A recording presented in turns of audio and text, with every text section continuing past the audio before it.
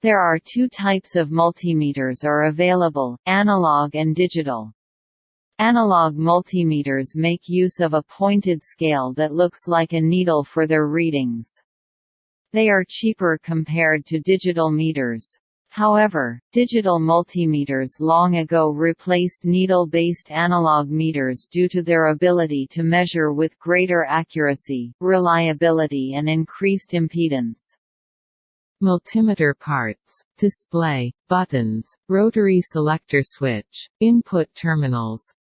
In order to measure AC voltage, turn the rotary selector switch as shown in the image.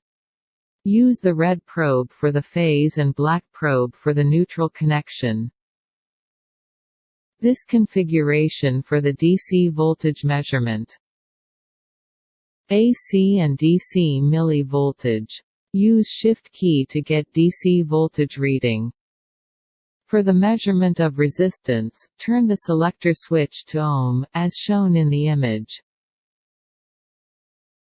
Continuity testing. For the diode, turn the knob as shown. Connect red probe to anode, and black probe to cathode. We need to connect red probe into ampere terminal. For the measurement of AC and DC current,